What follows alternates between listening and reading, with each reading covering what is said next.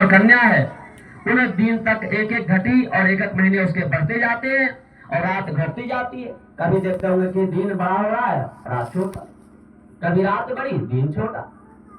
तो जब वृश्चिक, धनु, मकर, कुंभ और मीन 5 राशियों का एक योजन का मतलब 4 कोस। अब 10,000 योजन समझ सकते हैं कितना बड़ा है। सूर्य बाईं ओर से चलते हुए मेरू की दाहिनी ओर के चलते हैं, जहां उदय है और उसके ठीक सामने अस्त होते हैं। तब हम लोग कहते हैं पूरब में सूर्य उगते हैं और पश्चिम में डूबते हैं। विरुद्ध भाग में रात होती है, जो उसके परोक्ष में होते हैं वहां रात होती है। सूर्य पहले इंद्रपुरी से निकलकर जमपुरी, बारुणी, सौम्या, फिर इंद्रपुरी में जाता है। उसी प्रकार चंद्र आदि ग्रह भी नक्षत्रों के साथ ज्योतिष चक्र में उदय और अस्त होते रहते हैं। कहते हैं सूर्य एक मुहूर्त आधे घंटे में 34,18,100 योजन सब पूरियों में घूमता है, जिसका एक चक्र 12, आरे का 6, नैमी वाला और 3 आधे वाला संवत्सरात्मक होता है। हमारे भारतीय ज्योतिष में सूर्य को चलायमान माना गया है, लेकिन विज्ञान का कहना है कि सूर्य अस्थिर है, पृथ्वी घूमती है, पृथ्वी घूम रही है। लेकिन उपनिषद का व्याख्यान है कि सूर्य भी जो है वह चलता है, उसे भी एक ग्रह की संज्ञा दी गई है। सूर्य की धुरी का एक सिरा मेरू के मध्य में, दूसरा मानसोत्तर में है। इस रीति से बैठा हुआ सूर्य रथ का चक्र तेल की घानी के समान मानसोत्तर पर्वत में घूमता है। ऐसा यह सूर्य रथ है। उसे अरुण क्षण नाम के 7 घोड़ों को जोतता है। सूर्य की तरफ मुंह करके अरुण रथ चालू रखते हैं।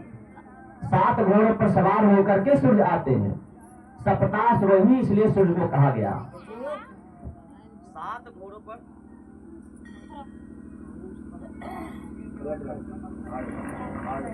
7 घोड़ों पर सवार सूर्य प्रतिदिन हम लोग को दर्शन होता है। कहते हैं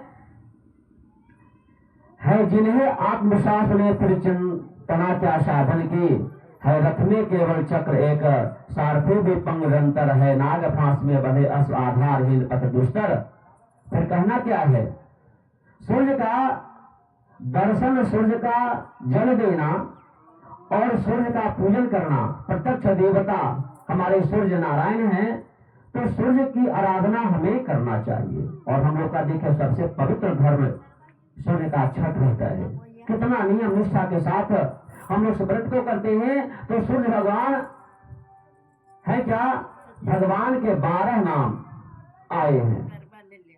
तो कहते हैं, मैंने जो बताया कि सूर्य 12 सूर्य हैं, तो उनके नाम क्या हैं कि आद्यतः प्रथमं नामं, द्वितीयं च दिवाकरः, तृतीयं भास्करं प्रोक्तं, चतुर्थं च प्रभाकरः, पंचमं तो सहस्रांशो, षष्ठं चैव त्रिलोचनं, सप्तमं हरितस्वस्तं च, अष्टं च विभावसोः, नवमं दिनकरं प्रोक्तं, दशमं द्वादशतम, एकादशो मूर्ति, द्वादश सूर्य एव च, द्वादश एतानि नामानि प्रातः काले पठेन्द्रः, दुःस्वप्नं नाशनं सद्य सर्वसिद्धिं प्रजायते। सूर्य के 12 नामों का जो उच्चारण कर लेता है, रात में गलत स्वप्न नहीं आता। यदि इस मंत्र को लिख करके इनके 12 नामों का मंत्र छोड़िए, 12 नामों का सिर्फ नाम लेने मात्र से जो शयन में, सोने में जो दुस्वप्न आते हैं ना, वह नहीं आते। वही लिखते हैं कि दुःस्वप्नम नाशनम सद्य सर्व सिद्धि प्रजायते। दुःस्वप्न नहीं आता, खराब स्वप्न नहीं आता, और सभी जगह सिद्धियां आती है सूर्य के पूजा में।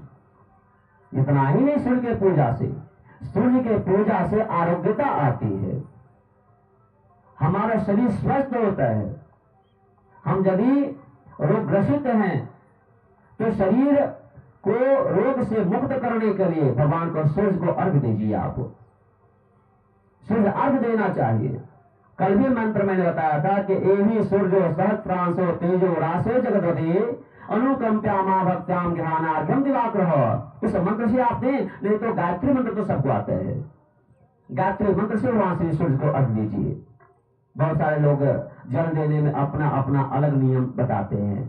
कोई कहेंगे कि जल जब आप दीजिए सूर्य को तो उसका छींटा शरीर पर ना पड़े, ऐसा बहुत सारा चीज आपको सुनने को मिलेगा आए दिन।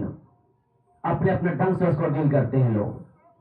मैं आपको बताता हूं, सूर्य को अर्घ देने के लिए सबसे अच्छा विधि सिर्फ यही है कि उनका जल जो है किसी गलत जगह पे नहीं गिरे, और वह जो जल का छींटा शरीर पर पड़े। मैं बताता हूं, सिर्फ पुराण की बात बताता हूं, आप सूर्य पुराण को उठाकर देख लीजिए, आपको समझ में आ जाएगा। क्यों?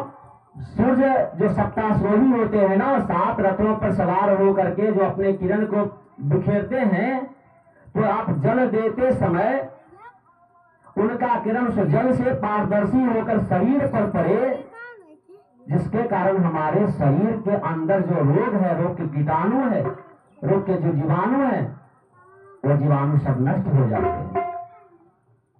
तो इस प्रकार सूर्य को अर्घ लेना चाहिए कि वह रेज, वह किरण जो है उनका उस जल से स्पर्श होकर हमारे शरीर में प्रवेश करे। तो सूर्य का यह, और वह जो जल रेज के माध्यम से पृथ्वी पर गिरा, उसका छींटा शरीर पर पड़े।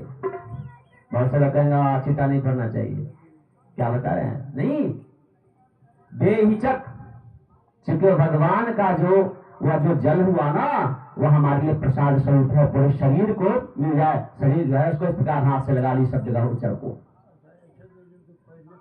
कोई दिक्कत नहीं। बस यही तो समझना है। लोग कहते हैं पैर पर पड़ा है, पैर पर क्या पड़ा है? वह तो आपका भावना है, आप तो देख रहे हैं, वहां पर बताता है कि वह जल हमारे शरीर पे पूरे पड़े, है ना। तो कहते हैं कि सूर्य को